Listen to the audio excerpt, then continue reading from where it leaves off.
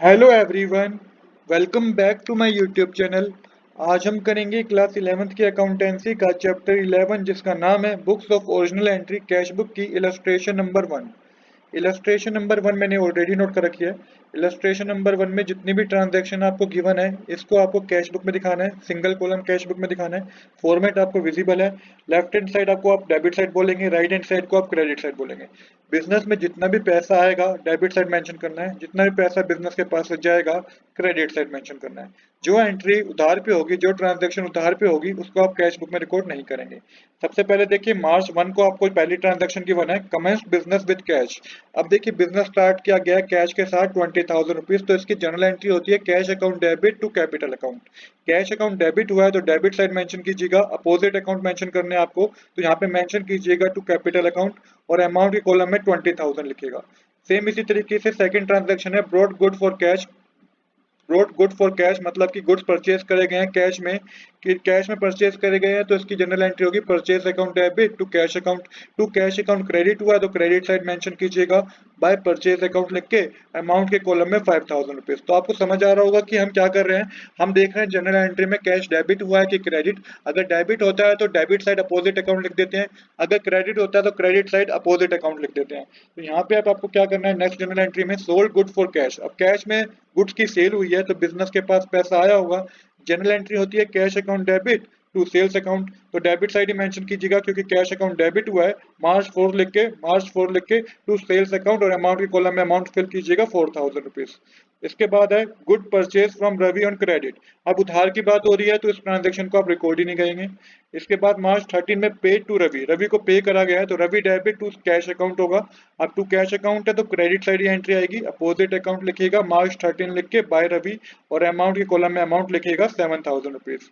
इसके बाद है कैश सेल, बिजनेस में कैश सेल हुई है cash account debit to sales account. तो सेल हुई है बिजनेस में वो भी कैश में तो डेबिट साइड आएगा क्योंकि कैश अकाउंट डेबिट हुआ है। तो यहाँ पे अपोजिट अकाउंट लिखना है, मार्च 15 डेट लिख के टू सेल्स अकाउंट लिख के अमाउंट के कॉलम में मेंशन कीजिएगा 8,000 रुपीज। इसके बाद है purchase furniture for cash, furniture purchase किया गया कैश में तो furniture account debit to cash account होता है। कैश अकाउंट क्रेडिट हुआ है तो क्रेडिट साइड मेंशन करना है बट अपोजिट अकाउंट मेंशन करना है, मार्च 18 लिख के मेंशन कीजिए बाय फर्नीचर अकाउंट, अमाउंट के कॉलम में 6,000 रुपीज। इसके बाद है पेड वेजेस, वेजेस पे किए गए हैं तो wages account debit to cash account. Cash account credit हुआ है तो क्रेडिट साइड मेंशन कीजिएगा मार्च 20 लिख के बाय वेजेस अकाउंट और अमाउंट के कॉलम में मेंशन कीजिए 380 रुपीज। पेड रेंट, रेंट पे किया गया है, एंट्री होगी rent account debit to cash account तो क्रेडिट साइड में मेंशन कीजिएगा मार्च 24 लिख के बाय रेंट अकाउंट, अमाउंट के कॉलम में फिल कीजिए 400 रुपीज। इसके बाद है रिसीव कमीशन, कमीशन रिसीव हुई है, कमीशन रिसीव हुई है तो पैसा आया होगा cash account debit to commission account होगी इसकी जनरल एंट्री। अब कैश अकाउंट डेबिट हुआ तो डेबिट साइड मेंशन करना है, मार्च 26 लिख के मेंशन कीजिएगा opposite account to commission account और अमाउंट के कॉलम में लिखिएगा अमाउंट 600 रुपीज। इसके बाद दो ट्रांजैक्शन और है जिसमें पहली है 28 मार्च की विड्रू फॉर पर्सनल यूज, तो इसकी जनरल एंट्री होती है drawing account debit to cash account. अब ड्राइंग अकाउंट डेबिट हुआ, यहाँ पे इसकी जनरल एंट्री होगी drawing account debit to cash account. Cash account credit हुआ है तो क्रेडिट साइड जनरल एंट्री आएगी और अपोजिट अकाउंट मेंशन कीजिएगा मार्च 28 लिख के बाय ड्राइंग अकाउंट लिख के अमाउंट के कॉलम में फिल कर दीजिए 1,000 रुपीज। इसके बाद है पेड सैलरी, सैलरी पे की गई है तो salary account debit to cash account. Cash account credit हुआ तो क्रेडिट साइड मेंशन कीजिएगा मार्च 31 लिख के बाय सैलरी अकाउंट और अमाउंट के कॉलम में 900 रुपीज। अब टोटल कीजिएगा तो डेबिट साइड का टोटल ज्यादा होगा जो कि 32,600 रुपीज होगा।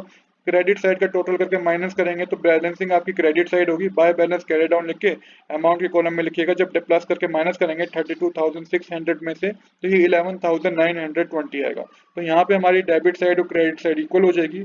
यहाँ पे आप नेक्स्ट मंथ की डेट डाल के 1 अप्रैल लिख के मेंशन कीजिएगा टू बैलेंस ब्रोट डाउन और अमाउंट के कॉलम में 11,920 रुपीज मेंशन कीजिएगा। तो इस तरीके से हमारा कैश बुक का इलस्ट्रेशन नंबर 1 कंप्लीट हो गई है। तो आज के लिए इतना ही। I hope you like this video. If you like this video please do subscribe this channel. Thanks for watching.